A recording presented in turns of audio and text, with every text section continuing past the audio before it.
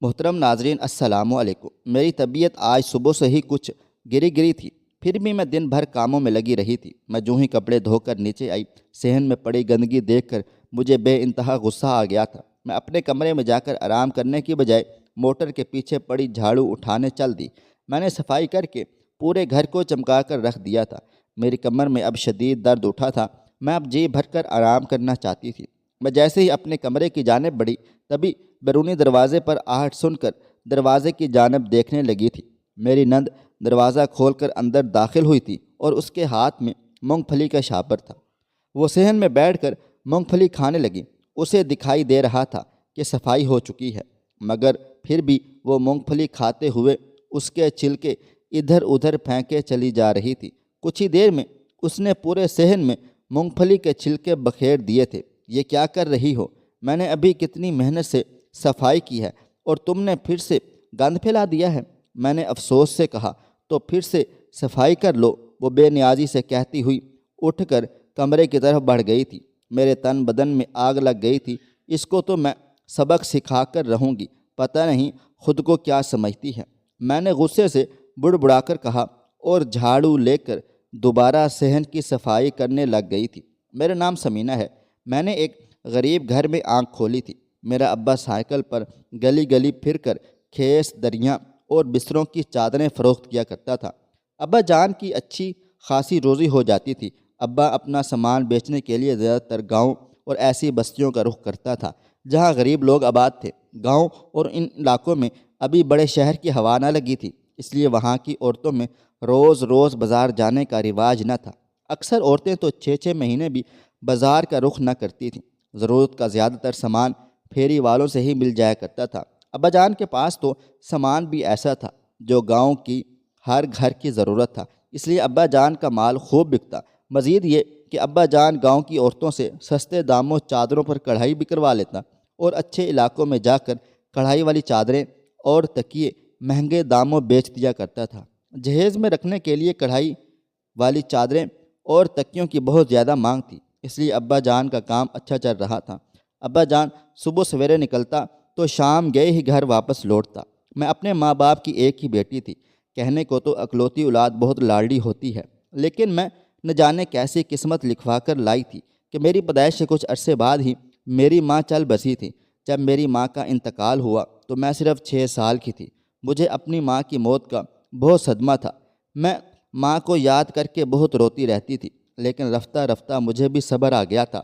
اب بھی ماں کی یاد تو بہت آتی، مگر رونے میں پہلی جیسی شدت نہ رہی۔ ابھی میری ماں کا کفن بھی میلا نہ ہوا تھا کہ دادی جان نے ابا کی دوسری شادی کے لیے لڑکیوں کی تلاش شروع کر دی تھی، کیونکہ گھر کے کام کاج کے لیے دادی جان کو ایک عورت کی ضرورت تھی۔ دادی جان سے تو خود گھر کا کوئی کام کاج نہیں ہوتا تھا۔ حالانکہ میری دادی جان ایک ہٹی کٹی عورت تھی، مگر دادی جان نے عرصے سے گھر کا کام کرنا ترک کر دیا تھا۔ گھر کا سارا کام میری ماں ہی کرتی تھی۔ دادی تو بس بیٹھ کر حکم چلاتی تھی، مگر دادی جان نے عرصے سے گھر کا کام کرنا ترک کر دیا تھا، کیونکہ میری ماں ہی گھر کا سارا کام کیا کرتی تھی۔ دادی جان تو بس بیٹھ کر حکم چلاتی رہتی اور ماں کے کیے ہوئے کام میں نقص نکالتی۔ دادی نے اماں کو شادی کے بعد ایک پل بھی سکون سے نہ رہنے دیا تھا۔ حالانکہ میری ماں کو دادی جان خود اپنی پسند سے بیاہ کر لائی تھی۔ جب شادی کے دوسرے سال میں پیدا ہوئی تو دادی جان نے منہ بنا لیا تھا۔ دادی جان کی خواہش تھی کہ پہلا لڑکا پیدا ہونا چاہیے تھا۔ جیسے لڑکا یا لڑکی پیدا کرنا اماں کے بس میں تھا۔ میں 1 سال کی ہوئی تو اماں پھر سے حاملہ ہو گئی تھی۔ اس بار اماں بیٹا پیدا کرنے والی تھی، مگر 7ویں مہینے میں ہی اماں کا بچہ ضائع ہو گیا اور وہ بچہ پیدا ہونے سے پہلے ہی مر گیا، لہٰذا اماں دوسرا بچہ پیدا نہ کر سکی۔ اسی بات کو بنیاد بنا کر دادی جان نے اماں کا جینا حرام کر رکھا تھا۔ دادی کو پوتا نہ ہونے کا بڑا ملال تھا۔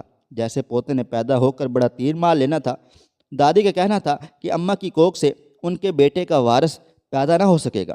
دادی ہر دوسرے دن اماں کو ابا کی دوسری شادی کروانے کی دھمکی دیتی۔ روز کی ذہنی پریشانی اور مردہ بتے کی پیدائش کے بعد میری ماں کی صحت خراب ہو گئی تھی۔ وہ بیمار رہنے لگی اور بیماری کی حالت میں بھی وہ گھر کا سارا کام کاج کیا کرتی تھی۔ آخر ایک دن میری ماں مجھے تنہا چھوڑ کر اس دنیا سے منہ موڑ گئی تھی۔ دادی جان کو اب ابا کی دوسری شادی کرنے کی خواہش کا پوری کرنے کا موقع مل گیا تھا اور اماں کے مرتے ہی دادی ابا کے رشتے کی تلاش میں نکل کھڑی ہوئی تھی اور جلد ہی دادی کی تلاش پوری ہو گئی تھی اور اس کی نظر انتخاب ثریا بی بی پر جا کر رک گئی تھی۔ ثریا دادی کے دور کے رشتہ داروں میں سے تھی۔ ثریا کو پہلے شوہر سے طلاق ہو چکی تھی اور کوئی بچہ بھی نہ تھا۔ ثریا کے گھر والوں کا کہنا تھا کہ ثریا کا پہلا شوہر نشہ کرتا تھا، اس لیے انہوں نے خود یہ طلاق لے لی تھی۔ وہ لوگ بھی ثریا کے لیے کسی مناسب رشتے کی تلاش میں تھے کہ جیسے ہی کوئی اچھا رشتہ مل جائے گا ثریا کے ہاتھ پیلے کر کے اسے اپنے گھر کا کر دیں گے۔ دادی نے ابا کے لیے ثریا کا رشتہ پیش کیا تو اس کے گھر والوں نے سوچ و بچار کے لیے رسمی سا وقت لے کر ہاں کر دی تھی اور یوں ثریا میری ستیلی ماں بن کر گھر میں آ گئی تھی۔ شادی کے کچھ دن بعد دادی جان نے ثریا کا ہاتھ کھیر میں ڈلوا کر گھر کے کام کی ذمہ داری ثریا پر ڈال دی تھی، مگر ثریا کو گھر کے کام کاج میں کوئی دلچسپی نہ تھی۔ وہ ابا کو صبح ناشتہ کروا کر کام پر بھیجتی اور وہ دوبارہ اپنے کمرے میں گھس جاتی تھی۔ سارا گھر اور کچن گندا پڑا رہتا، برتنوں پر مکھیاں بھن بھناتی رہتی۔ تانگ آ کر دادی جان کو ہی کام کرنے کے لیے اٹھنا پڑتا۔ دادی پٹخ پٹخ کر برتن دھوتی اور بڑ بڑ کرتی رہتی تھی، مگر ثریا کو کوئی اثر نہ ہوتا تھا۔ اس کا کمرہ کا دروازہ بدستور بند رہتا، حالانکہ اتنے شور میں سونا محال ہی تھا۔ ثریا یقیناً جاگ رہی ہوتی ہوگی، مگر وہ کمرے سے باہر نہ نکلتی۔ 12-1 بجے سو کر ثریا اٹھتی تو شام تک جا کر ابا کے آنے سے پہلے ہانڈی تیار ہوتی۔ دادی کو ثریا کے لچھن ایک آنکھ نہ بھائے۔ دادی نے واضح الفاظ میں ثریا کو صبح جلدی اٹھنے اور گھر کے سارے کام کاج سنبھالنے کا کہا۔ ثریا نے صاف کہہ دیا تھا کہ پورے گھر کا کام کرنا اس کے بس کی بات نہیں ہے اور نہ ہی اسے صبح جلدی اٹھنے کی عادت ہے۔ اگر وہ جلدی اٹھے گی تو اس کی طبیعت خراب ہو جاتی ہے۔ دادی جان کو یہ سب سن کر جلال آ گیا تھا۔ اس نے ثریا کو کافی ساری باتیں سنا دی۔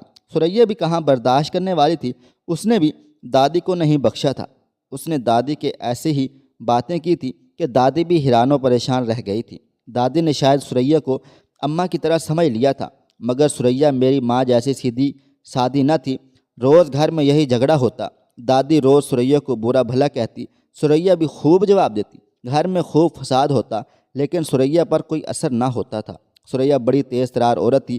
وہ میری ماں کی طرح اللہ میاں کی گائے نہ تھی۔ وہ وہی کرتی تھی جو اس کی مرضی ہوتی۔ وہ دادی کے روب و ربرب میں نہ آتی اور نہ دادی کی مرضی کے مطابق چلتی۔ اس کا جب دل ہوتا وہ اپنے کمرے سے باہر آتی، ہانڈی روٹی کر کے پھر سے اپنے کمرے میں گھس جاتی تھی۔ اس نے ابا کو بھی اپنی مٹھی میں کر رکھا تھا۔ ابا جب واپس آتا تو اس کے لیے کچھ نہ کچھ لے کر لازمی آتا اور آتے ہی اس کے کمرے میں چلا جاتا تھا۔ ایک دن دادی نے ابا کو بلا کر ثریا کی حرکتوں کے بارے میں سب بتا دیا اور یہ بھی کہا تھا کہ ثریا کی بہت لمبی زبان ہے، اب ابا اسے قابو کرے تو کرے۔ ثریا بھی اپنی برائیاں سن کر وہیں آ گئی اور آنکھوں میں آنسو بھر کر ابا جان کو بتانے لگی کہ سب قصور دادی کا ہے۔ دادی نے پہلے دن سے ہی ثریا کا جینا حرام کر رکھا ہے۔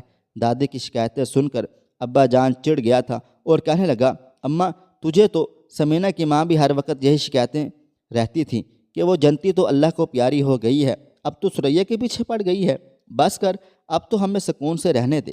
ابا جان نے اپنی نئی نویلی بیوی کی سائڈ لے لی تو دادی کو آگ لگ گئی تھی۔ تیری ثریا گھر کے کسی کام کو ہاتھ نہیں لگاتی، مہرانی 12 بجے سو کر اٹھتی ہے، کچھ کہو تو گز بھر لمبی زبان ہے اس کی، سارا کام مجھے کرنا پڑتا ہے، میری بوڑھی ہڈیوں میں اتنا دم نہیں ہے۔ اگر تجھے میری بات پر یقین نہیں ہے تو سمینہ سے ہی پوچھ لے۔ دادی جان نے میرا ہاتھ پکڑ کر ابا کے سامنے کر دیا تھا۔ میں ہکا بکا رہ گئی تھی۔ ابا سوالی نظروں سے میری طرف دیکھ رہا تھا۔ ابا اماں کرتی تو ہے کام اور پہلے دادی بڑبڑا کرتی ہے تو اماں جواب دیتی ہے۔ میں نے ہلکی آواز میں کہا تو دادی جان میری شکل دیکھنے لگی۔ ابا جھنجلا کر اپنے کمرے میں چلا گیا۔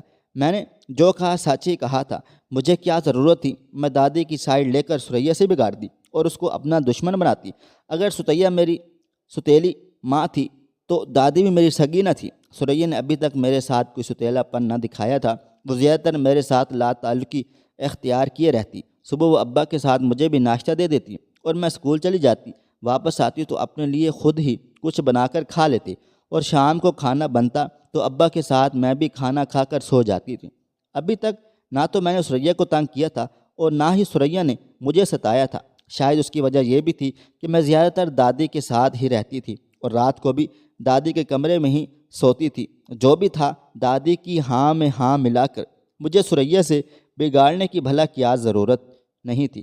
میں جبکہ میں جانتی تھی کہ اب گھر میں دادی کی حکومت کا تختہ الٹنے کو تھا اور ثریا جلد ہی گھر پر راج کرنے لگ جائے گی۔ اس دن کے بعد سے ثریا کا رویہ میرے ساتھ کافی اچھا ہو گیا تھا۔ اکثر اسکول جاتے ہوئے میرے ہاتھ میں پیسے پکڑا دیتی، اور اگر واپسی پر کھانا تیار نہ ہوتا تو وہ مجھے بازار سے کچھ نہ کچھ کھانے کے لیے منگوا دیتی تھی۔ ثریا کی طرفداری کر کے تو مجھے فائدہ ہی ہوا تھا۔ یہ ہوشیاری میں نے ثریا سے ہی سیکھی تھی۔ ثریا دن بھر ابا کی غیر موجودگی میں دادی کو خوب سناتی تھی، مگر ابا کے سامنے دادی کو ایک لفظ نہ کہتی اور دادی کی سب باتیں خاموشی سے سن لیتی۔ بدلے میں وہ ابا جان کی ہمدردی اور محبت سمیٹ لیتی تھی۔ زندگی کے دن اسی طرح گزرتے چلے جا رہے تھے۔ اب دادی جان کو میری ماں کی قدر ہوئی تھی، اور اکثر وہ میری ماں کے سلیقے اور اچھائی کی تعریف کیا کرتی تھی کہ کس طرح اس نے گھر سنبھال کر رکھا ہوا تھا اور دادی کے آگے کبھی زبان نہ چلائی تھی۔ تیری ماں جتنی جنتی کے منہ میں تو لگتا ہی نہیں تھا کہ زبان ہی نہیں ہے، نیک تھی نا، اس لیے اتنی جلدی چلی گئی ہے۔ وہ آنکھوں میں آنسو بھر کر ہاتھ مل کر کہتی تھی تو مجھے اپنی ماں کی یاد ستانے لگتی۔ میری ماں واقعی بہت اچھی عورت تھی، مگر زندگی میں اس کی اچھائی کی کسی نے قدر نہ کی۔ اب مرنے کے بعد قدر کرنے کا بھلا کیا فائدہ تھا؟ اس لیے میں اپنی ماں کی طرح نہیں بننا چاہتی تھی۔ میرا ماننا تھا کہ اچھے کے ساتھ اچھا اور برے کے ساتھ برا بن کر رہنا چاہیے، اور بھی کسی کو خود پر ظلم اور زیادتی کا موقع نہیں دینا چاہیے۔ میری ستیلی ماں کے ہاں 2 بیٹوں نے جنم لیا تھا۔ اس کا کھونٹا مزید مضبوط ہو گیا تھا۔ دادی بالکل ہی کونے سے جا لگی تھی، گھر میں اس کی ذرا بھی نہ چلتی تھی۔ وقت گزرنے کے ساتھ ساتھ دادی کافی بوڑھی اور کمزور ہو گئی تھی۔ اب اس میں ثریا سے لڑنے کی ہمت بھی نہیں تھی، لیکن ثریا کو نیچا دکھانے کا موقع دادی جان اب بھی نہ چھوڑتی تھی۔ وہ پورے خاندان اور محلے میں ثریا کے خلاف باتیں کیا کرتی رہتی تھی، اور کہ کس طرح ثریا نے اس کے بیٹے کو غلام بنا کر رکھا ہوا ہے۔ عورتیں بھی خوب چسکے لیتی تھیں، اور بعض اوقات ثریا تک بھی خبریں پہنچ جایا کرتی تھیں۔ ثریا دادی کو خوب باتیں سناتی۔ میں نے اپنے بھائیوں کو پا کر بہت خوش تھی۔ میں ان کا خیال کرتی اور اس کے ساتھ کھیلتی۔ میں گھر کے کاموں میں بھی کلثوم کی مدد کرواتی تھی۔ اسی طرح زندگی کے کئی سال آگے گزر چکے تھے۔ دادی کا انتقال ہو گیا۔ میں نے میٹرک کا امتحان پاس کر لیا تھا۔ میں جوان ہوئی تو ابا جان کو میری شادی کی فکر ستانے لگ گئی تھی۔ ابا جان نے خاندان کے کئی گھروں میں میرے رشتے کی بات چلانے کی کوشش کی تھی، مگر لڑائی جھگڑے کی وجہ سے پورے خاندان میں ہمارا گھر اس قدر بدنام ہو گیا تھا کہ خاندان میں سے کسی نے میرے لیے رشتہ پیش نہیں کیا تھا۔ جب خاندان کا آسرا ختم ہو گیا تو ابا جان نے خاندان سے باہر رشتہ کرنے کی تلاش شروع کر دی تھی۔ جلد ہی ایک رشتہ کروانے والے کے توسط سے میرے لیے ایک رشتہ آ گیا تھا۔ لڑکے کا نام اسلم تھا۔ اسلم کی ایک بہن اور ایک چھوٹا بھائی تھا۔ اسلم کے باپ کا کئی سال پہلے انتقال ہو گیا تھا۔ اسلم کے گھر والے کھاتے پیتے لوگ تھے۔ میں حیران و پریشان تھی کہ اتنے امیر لوگ ہم غریبوں کے گھر رشتہ کیوں لائے تھے، پر ماں نے کہا تھا یہ سب نصیب کے کھیل ہوتے ہیں۔ اسلم زیادہ پڑھا لکھا نہیں تھا، مگر اس کے باپ کی کافی زمین و جائیداد تھی جو اب اسلم کے نام پر تھی۔ اسلم عمر میں مجھ سے 8-10 سال بڑا تھا، لیکن خوش شکل تھا۔ لڑکے کی ماں اور بہن مجھے دیکھنے گھر آئی تھی۔ اسلم کی ماں تو ٹھیک تھی، پر اس کی بہن بہت چڑی تھی۔ وہ سارا وقت منہ بنا کر بیٹھی رہی۔ ابا جان کو یہ رشتہ پسند آ گیا تھا۔ لڑکے والوں کی کچھ خاص شرائط بھی نہیں تھی، نہ ہی انہوں نے کوئی مطالبہ کیا تھا۔ اس طرح 1 مہینے کے بعد ہی میری شادی کی تاریخ طے کر دی گئی تھی۔ وقت گزرنے کا پتہ ہی نہیں چلا تھا، اور شادی کا دن بھی آ گیا تھا، اور ابا جان نے حسب حیثیت مجھے جہیز دے کر اسلم کے ساتھ رخصت کر دیا تھا، اور میں اپنی آنکھوں میں ڈھیروں خواب سجا کر اسلم کے گھر آ گئی تھی۔ اسلم اچھا شوہر تھا، وہ میرا خیال رکھتا تھا، پر اس کی کچھ باتیں بہت عجیب و غریب سی تھیں۔ اسلم کا گھر کافی بڑا تھا۔ وہ ساری رات گھر کے دوسرے حصے میں دوستوں کے ساتھ محفل جمائے رکھتا تھا، اور صبح تک یہ محفل چلتی رہتی۔ میں حیران و پریشان تھی کہ اسلم کیسا شوہر تھا جو اپنی نئی نویلی دلہن کو چھوڑ کر دوستوں کے ساتھ راتیں گزارتا تھا۔ میری شادی کے بعد سے نہ جانے کیوں میری نند کا بھی منہ بنا ہوا تھا۔ ایک دن اسلم نے میری نند سے کوئی کام کہا تو اس نے صاف صاف منع کر دیا تھا۔ کہنے لگی اب تمہاری بیوی آ گئی ہے نا، جو کام کہنا ہے اس کو کہو، میں تمہاری نوکر نہیں ہوں۔ اسی بات پر میرے شوہر اور نند کا جھگڑا ہو گیا تھا۔ میری ساس آ کر نند کو دوسرے کمرے میں لے گئی تھی۔ میں نے محسوس کیا تھا کہ میری نند میری اور اسلم کی شادی سے خوش نہیں ہے۔ شاید اس کی وجہ یہ تھی کہ اسلم نے اپنی بہن کی شادی سے پہلے خود اپنی شادی کر لی تھی اور یہ بات میری نند کو پسند نہیں آئی تھی۔ ایک ہفتے کے بعد میں نے گھر کے کام کاج کا آغاز کیا تو اسلم کی ماں نے گھر کا سارا کام میرے سر پر ڈال دیا تھا۔ مجھے کام سے کوئی مسئلہ نہیں تھا، مجھے بچپن ہی سے کام کاج کرنے کی عادت رہی تھی، اور گھر میں کتنے ہی افراد تھے، اسلم تو 12-1 بجے قریب سو کر اٹھتا اور ناشتہ کرتے ہی اپنے کام پر نکل جایا کرتا تھا، پھر وہ رات کو ہی واپس آتا۔ گھر میں میری ساس اور نند ہی ہوتی تھیں، میرا دیور ملک سے باہر تھا۔ میں نے خوشی خوشی گھر کا کام سنبھال لیا تھا، لیکن اس کے باوجود میری نند نے میرا جینا حرام کر دیا تھا۔ پتہ نہیں اس کو مجھ سے کیا مسئلہ تھا، وہ پہلے دن سے ہی میری دشمن بن گئی تھی۔ ایسا لگتا تھا کہ وہ میرے سسرال آنے سے پہلے ہی اپنے دل میں میرے لیے نفرت اور حسد پیدا کر چکی ہے۔ وہ جانتی تھی کہ بیوی ہونے کے ناطے میں اسلم کی محبت کا مرکز بن گئی ہوں، اور یہ بات اسے برداشت نہیں ہو رہی تھی۔ شاید یہی وجہ تھی کہ وہ میری ہر بات میں کیڑے نکالنے لگ گئی تھی۔ اگر میں کچھ پکاتی تو وہ کہتی یہ کھانے کے لائق بھی نہیں ہے، اگر میں گھر کی صفائی کرتی تو وہ گھر میں گند پھیلا دیتی تھی اور کہتی میں نے ٹھیک سے صفائی نہیں کی ہے۔ ہر چھوٹی سی بات پر وہ مجھ پر طنز کیا کرتی تھی، کبھی میرے کپڑوں پر، کبھی میری باتوں پر، اور جب گھر میں کوئی مہمان آ جاتا تو جان بوجھ کر میرے غریب خاندان سے ہونے کے متعلق ایسی باتیں کرتی کہ سب کے سامنے میری عزت خاک میں مل جائے۔ اسلم کی ماں بھی زینب کا پورا ساتھ دیتی تھی۔ جب بھی وہ مجھ پر کوئی الزام لگاتی یا جھگڑا کرتی، میری ساس فوراً اس کا ساتھ دیتی اور مجھے ہی برا بھلا کہتی۔ مجھے زینب کی حرکتوں پر بہت غصہ آتا تھا اور وہ جان بوجھ کر مجھے نیچا دکھانے کی کوشش کیا کرتی تھی۔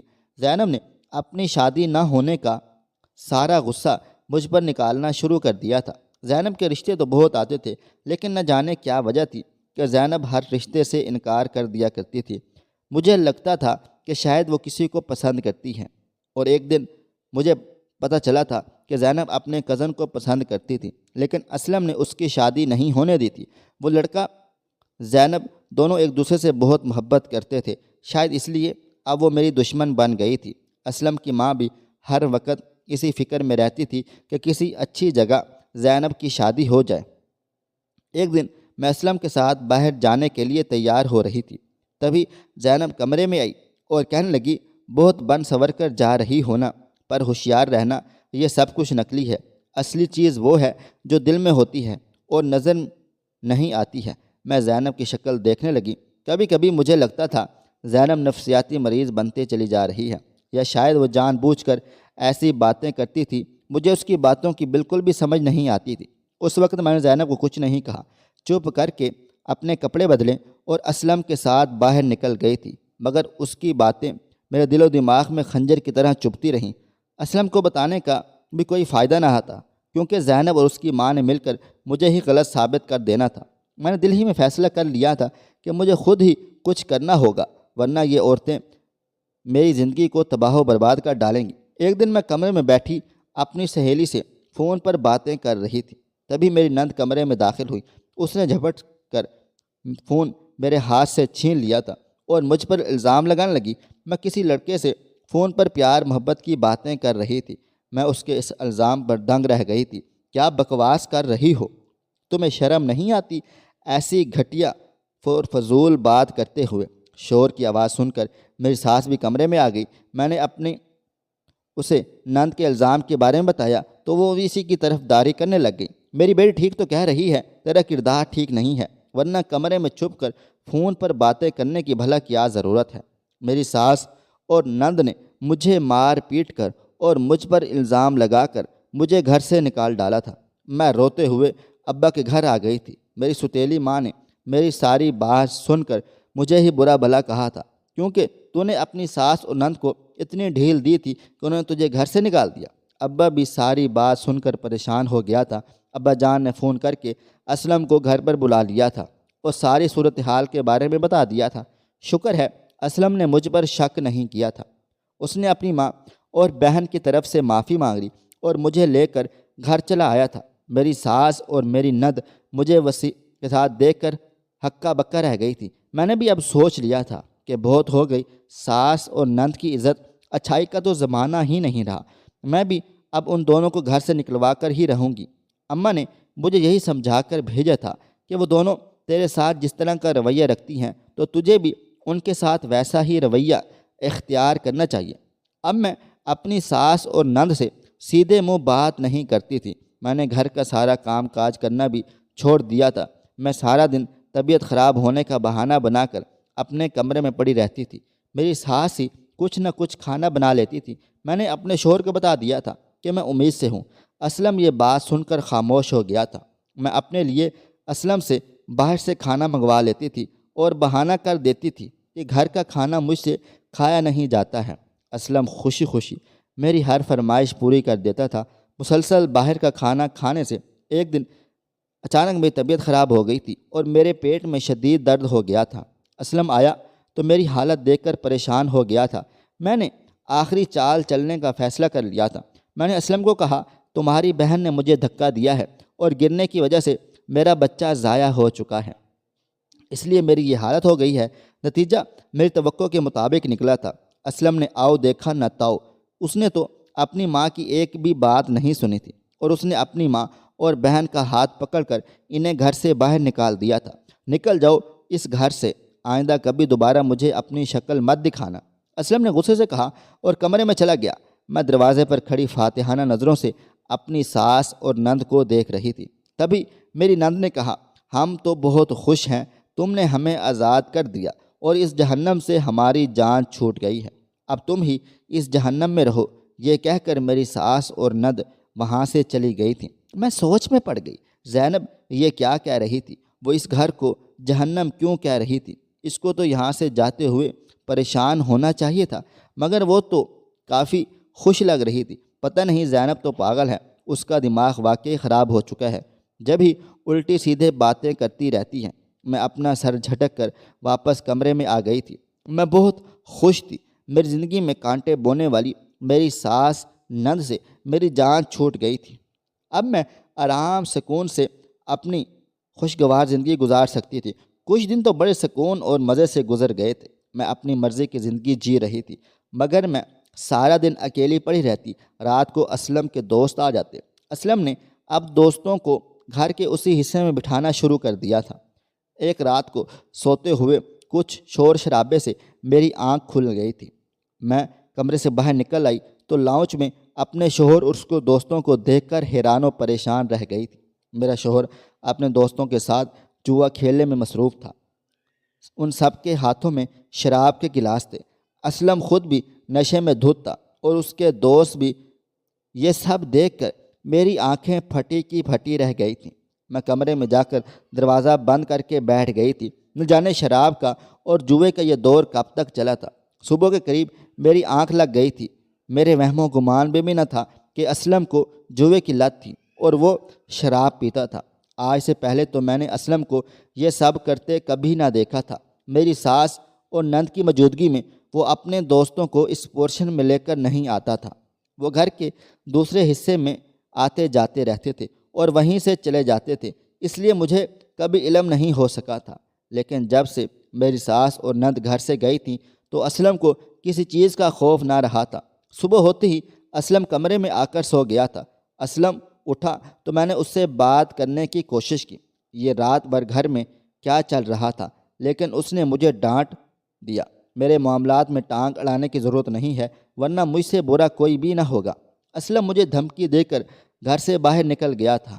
اگلے پورے ہفتے یہی سب کچھ ہوتا رہا۔ میں چھپ کر اسلم اور اس کے دوستوں کی ویڈیو بنا لی تھی۔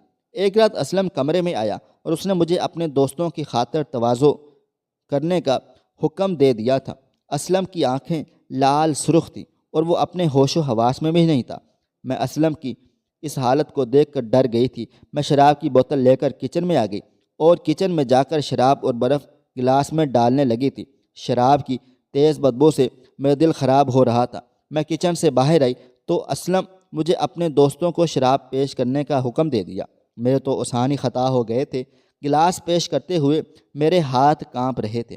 اسلم کے دوست مجھے سر سے پاؤں تک گھور گھور کر دیکھ رہے تھے۔ نہ جانے کیوں مجھے ایسا لگ رہا تھا کہ ان کی نیت خراب تھی۔ میری چھٹی حس بار بار مجھے کچھ غلط ہونے کا احساس دلا رہی تھی۔ اسلم نے دوبارہ گلاسوں میں شراب ڈالنے اور برف ڈالنے کا کہا تو میں کچن میں آ گئی تھی، لیکن اس بار میں اپنی ساس کے کمرے سے نیند کی دوا بھی اٹھا لائی تھی۔ میں نے ہر گلاس میں 2 گولیاں ڈال کر اچھی طرح مکس کر دی تھی۔ میں نے گلاس لے جا کر ٹیبل پر رکھے اور اپنے کمرے میں واپس آ گئی تھی۔ تھوڑی ہی دیر میں اسلم اور اس کے دوست صوفے پر ہی گر گئے تھے۔ میں نے جلدی اپنا ضروری سامان سمیٹا اور صبح ہونے کا انتظار کرنے لگی۔ جیسے ہی فجر کی اذان ہوئی، میں گھر کا دروازہ کھول کر باہر نکل آئی۔ میں ابا جان کے گھر آ گئی تھی۔ ابا جان اتنی صبح مجھے دیکھ کر حیران و پریشان رہ گئے تھے۔ میں نے ابا جان کو تمام صورتحال بتائی تو ابا جان پریشان ہو گئے تھے۔ میں نے ابا جان کو وہ ویڈیو بھی دکھا دی تھی جو کمرے سے چھپ کر میں نے اسلم اور اس کی دوستوں کی بنائی تھی۔ اسلم اس نسل کا آدمی ہوگا، مجھے اس بات کا قطعاً علم نہیں تھا۔ میں سخت صدمے میں تھی۔ اب مجھے اپنی نند کی کہی گئی بات سمجھ آ رہی تھی کہ اس کی بات کا کیا مطلب تھا۔ وہ گھر واقعی جہنم تھا۔ میں نے اپنی ساس اور نند کی تلاش شروع کر دی۔ جلد ہی مجھے ان کا پتہ مل گیا تھا۔ وہ اپنے جیٹ کے گھر پر تھی۔ میں ان سے ملنے ان کے گھر چلی گئی تھی۔ وہ دونوں مجھے دیکھ کر چونک گئی تھی۔ تم، میری نند نے کہا تو میں پھٹ پڑی۔ آپ لوگوں کو شرم نہیں آئی میری زندگی تباہ و برباد کرتے ہوئے، اپنے بدماش بیٹے کی جھوٹی تعریفیں کرتے ہوئے؟ آپ نے اس کی شادی مجھ سے کروا ڈالی، میں نے غصے سے کہا تھا۔ تو میری ساس نے شرمندگی سے سر کو جھکا لیا تھا۔ ہم مجبور تھے، میری نند نے کہا۔ اسلم ہمارا سوتیلا بھائی ہے۔ ابا نے ایک بازاری عورت کے چکر میں پڑ کر دوسری شادی کر لی تھی۔ اس عورت نے ابا کو تو ناکوں چنے چبوائے ہی، اسلم کی بھی صحیح تربیت نہ کر سکی۔ اسلم برے لوگوں میں اٹھنے بیٹھنے لگا۔ اسے جوئے اور شراب کی لت لگ گئی تھی۔ ابا جان کے مرنے کے بعد ہم ماں بیٹی کا کوئی آسرا نہ تھا۔ میں اپنے سگے چھوٹے بھائی جاوید کو ہم نے ماموں کے پاس دبئی بھجوا دیا تھا۔ ہمیں ڈر تھا کہ اسلم کی صحبت میں کہیں وہ بھی بگڑ نہ جائے۔ ایک تایا تھے، وہ بھی اس دنیا میں نہ رہے تھے۔ ابا جان نے اپنی زندگی میں میرا رشتہ اپنے بھتیجے سے طے کر ڈالا تھا، پر اسلم نے وہ بھی ختم کر دیا تھا۔ ہم اسلم کی شادی نہیں کرنا چاہتے تھے۔ اسلم نے خود ہی رشتے کرانے والی خالہ سے تمہاری تصویر دیکھ کر تمہیں پسند کر لیا تھا اور پھر ہمیں تمہارے گھر جانے پر مجبور کر دیا تھا۔ مجبوری میں ہمیں تمہارا رشتہ لے کر جانا پڑا۔ ابا جان کے مرنے کے بعد میں اور اماں اسلم کے رحم و کرم پر تھیں۔ اسلم نے ابا کی تمام زمین و جائیداد پر قبضہ کر رکھا ہوا تھا۔ ہمیں اس کی بات ماننی پڑی اور یوں تم اسلم کی بیوی بن کر ہمارے گھر میں آ گئی تھی۔ میں کھل کر تو تم سے کچھ نہیں کہہ سکتی تھی، لیکن میں نے تم کو اشاروں کنایوں میں کئی بار اسلم کا اصل چہرہ دکھانے کی کوشش کی تھی، مگر تم سمجھ نہ سکیں۔ تم کو ستانے کا مقصد بھی یہی تھا کہ تم تنگ آ کر یہاں سے چلی جاؤ، مگر پھر بھی تم نہ گئی۔ آخر میں نے اور اماں نے تم پر الزام لگا کر گھر سے باہر نکال دیا، پر اسلم تمہیں واپس لے آیا۔ اسلم مجھ سے بھی یہی سب کچھ کرنے کو کہتا ہے، میں اس کے آوارہ دوستوں کی خاطر تواضع کروں اور انہیں شراب کے جام پیش کروں۔ یہی وجہ ہے کہ میں اسلم سے شدید نفرت کرتی ہوں۔ میں یہ سب داستان سن کر حیران و پریشان رہ گئی تھی۔ میں نے اپنی ساس اور نند سے معافی مانگی تو میری ساس کہنے لگیں، تمہاری کوئی غلطی نہیں ہے، تم تو حقیقت نہیں جانتی تھی، اور ہمارا جو رویہ تھا اس کے بعد تم نے جو کیا ٹھیک کیا، ہم تم سے ناراض نہیں ہیں۔ میں گھر واپس آ گئی تھی۔ ابا جان کو سب کچھ بتا دیا تھا۔ میں نے اسلم سے طلاق کا مطالبہ کر دیا تھا۔ پہلے تو اسلم نے مجھ سے معافی مانگی اور گھر چلنے کو کہا، مگر میرے نہ ماننے پر وہ اپنی اصلیت پر اتر آیا تھا۔ اس نے مجھے اور ابا جان کو دھمکیاں دینی شروع کر دی تھیں۔ میں نے اسلم کی ویڈیو بنا کر پولیس کو دکھا دی اور اس کے خلاف پرچہ بھی کروا دیا تھا اور خلا کا کیس بھی دائر کر دیا گیا تھا۔ یہی وجہ تھی اسلم کوئی انتہائی قدم نہ اٹھا سکا۔ ویڈیو ثبوت کے مطابق جلد ہی عدالت سے مجھے خلا مل گئی تھی۔ میرے ساتھ جو کچھ بھی ہوا تھا اس سب نے مجھے مایوس کر دیا تھا۔ میں اب غمزدہ رہنے لگ گئی تھی۔ لوگوں کی باتیں مزید مجھے تکلیف میں مبتلا کر دیتی تھیں۔ اماں کے کہنے پر میں نے آگے پڑھنے کا فیصلہ کر لیا تھا۔ اسلم کے ڈر سے میں نے پرائیویٹ پڑھنے کا فیصلہ کیا تھا۔ وہ جس قسم کا آدمی تھا، مجھے کوئی بھی نقصان پہنچا سکتا تھا۔ 2 سال گزر گئے۔ ان 2 سالوں میں بہت کچھ بدل گیا تھا۔ اسلم کے عروج کا دور زوال میں بدل گیا تھا۔ مسلسل شراب نوشی اور نشائی نے اسے مریض بنا ڈالا اور وہ تمام زمین و جائیداد و جوئے میں ہار چکا تھا۔ یار دوست بھی اس کے ساتھ چھوڑ گئے تھے۔ اب وہ ایک خیراتی ادارے میں بستر پر پڑا اپنی زندگی کے دن پورے کر رہا تھا۔ مجھے اسلم کے حال پر افسوس تھا، پر اب میرے سر سے خوف کی تلوار اتر گئی تھی۔ میں مطمئن ہو گئی تھی۔ میں نے انٹر کر لیا تھا اور اب BA کے لیے کالج میں داخلہ لینے کا سوچ رہی تھی۔ تبھی ایک دن میری نند چلی آئی۔ اس کی اپنی ہی منگیتر سے شادی ہو گئی تھی۔ شوخ رنگ کا کڑھائی والا جوڑا پہنے وہ بہت پیاری اور خوبصورت لگ رہی تھی۔ میں نے اسے مبارکباد دی۔ شکر تھا اس کو اپنی منظر مل گئی تھی۔ زندگی کے دن اسی طرح گزرتے چلے جا رہے تھے جب ایک دن میری ساس اور نند چلی آئیں۔ اس بار وہ اپنے سگے بیٹے کے لیے میرا رشتہ لے کر آئی تھیں۔ میں حیران و پریشان رہ گئی تھی۔ ابا جان نے ہاں کر ڈالی تھی۔ یوں ایک بار پھر سے میری ساس اور نند بن گئی تھی، مگر اس بار حالات مختلف تھے۔ جاوید میرا ہی ہم عمر تھا۔ میں نے ڈرتے ڈرتے جاوید کی زندگی میں قدم رکھا تھا، لیکن جاوید بہت اچھا شوہر ثابت ہوا تھا۔ اس نے مجھے دنیا جہاں کی ہر خوشی دی تھی۔ میری ساس بھی میرا بہت خیال رکھتی تھی اور نند گھر آتی تو بہنوں کی طرح میرا خیال رکھتی۔ میری بہن کی کمی بھی پوری ہو گئی تھی۔ میں نے اپنے ماضی کو ایک بھیانک خواب سمجھ کر بھلا ڈالا تھا۔ میں جاوید کے ساتھ بہت خوش تھی۔ اللہ تعالیٰ نے مجھے اولاد کی نعمت سے بھی نواز دیا تھا۔ میں نے فیصلہ کیا تھا کہ میں اپنے بچوں کی بہترین تربیت کروں گی اور انہیں ایک اچھا انسان بناؤں گی۔ خواہش صرف اتنی ہے کہ کچھ الفاظ لکھوں جس سے کوئی گمراہی کے راستے پہ جاتے جاتے رک جائے، اور نہ بھی رکے تو سوچ میں ضرور پڑ جائے۔ پیارے دوستو، امید کرتا ہوں کہ آپ کو یہ ہماری کہانی پسند آئی ہوگی۔ کہانی پسند آئی ہو تو ویڈیو کو لائک کریں، کومنٹس کریں، شیئر کرنا بالکل بھی نہ بھولیں۔ اور ہاں، اگر آپ لوگ اس چینل پر نئے ہیں تو اس چینل کو سبسکرائب ضرور کر لیں اور نوٹیفیکیشن کو ضرور دبا دیں تاکہ آنے والی کہانی سب سے پہلے آپ کو مل سکے۔ ملتے ہیں کل ایک نئی اور دلچسپ کہانی کے ساتھ۔ تب تک اپنا ڈھیر سارا خیال رکھیے گا۔ اللہ حافظ۔